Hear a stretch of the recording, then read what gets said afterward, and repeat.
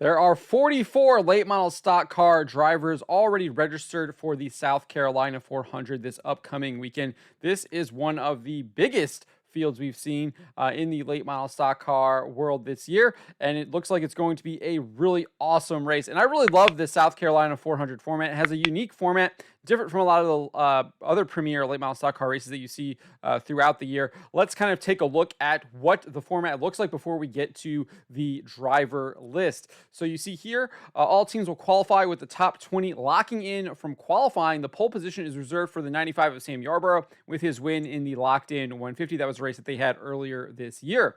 After qualifying, the top 20 will lock into the 250 lap feature. All other cars will be relegated to two 25-lap heat races with the top 6 finishers advancing.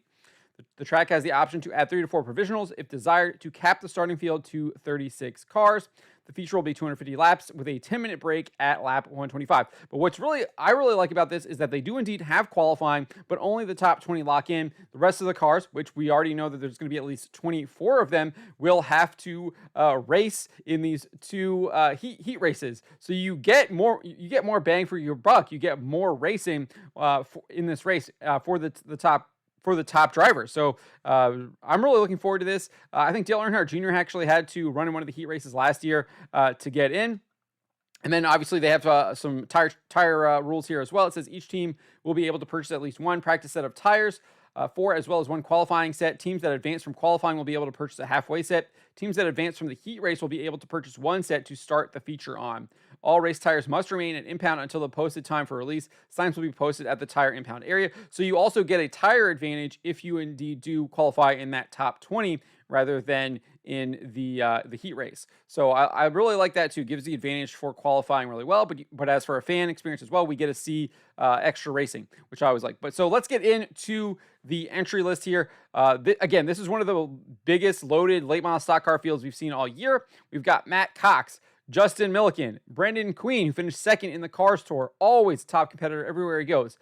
Matt Cox is a veteran at South Carolina at Florence Motor Speedway. He's one of the best competitors on the track. Matt Linker, Cody Kelly, and Casey Kelly, also regulars at Florence Motor Speedway. Jacob Hefner, who is really, really good at Florence.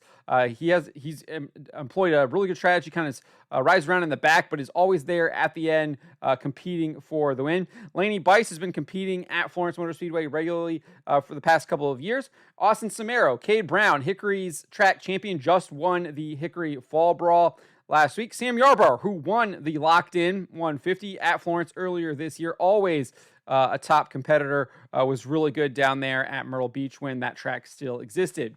Jamie Weatherford, Averett Lucas, Trent Barnes, Doug Barnes Jr., who has a number of wins at Florence over the past couple of years, always a threat. He won the Icebreaker earlier this year.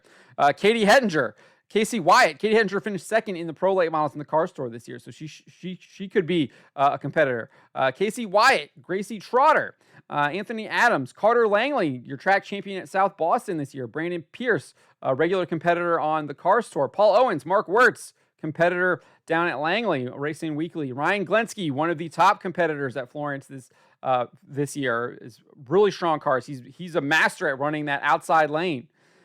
Coy Beard, Dale Earnhardt Jr. always wanted to look for. Carson, Kvapil, that Junior Motorsports, always strong. Those two cars should perform really well. They struggled earlier this year in the Icebreaker, but when it came down to the Cars Tour race, they had fixed their woes and were the ones to beat. Josh Berry, he's driving for Kevin Harvick. That should be a really good stout car. He finished third at the Fall Brawl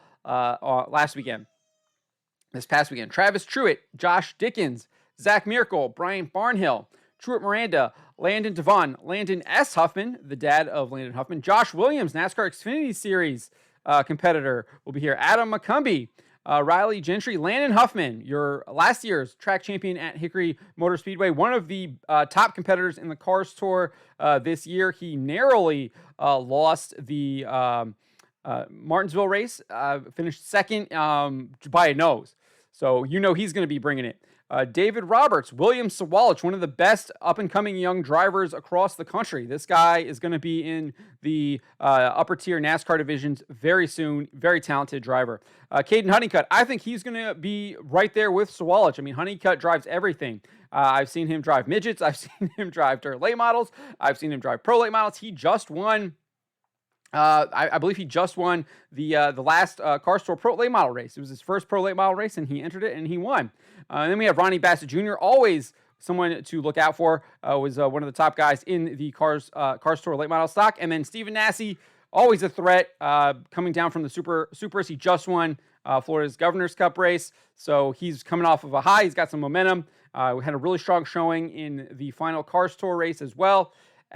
So he could be a threat to win as well. So lots of top competitors already registered for the South Carolina 400. I'm sure there'll be some others maybe come in late, but this looks like it's going to be one of the best late model stock car races of the year. And I know I'm looking forward to it, and I can't wait to watch on Flow Racing. But let me know who you guys are pulling for. Who do you think is going to win? And are you excited for this kind of unique format in late model stock where we actually get to see qualifying and then some heat races to try and qualify as well? And it looks like we are going to see some cars get eliminated. So there is stuff on the line when it comes to qualifying and these heat races. So you gotta bring your A game, and I think those heat races are going to be really exciting. People are going to be pushing it to the limit because they are going to want to get into the main event.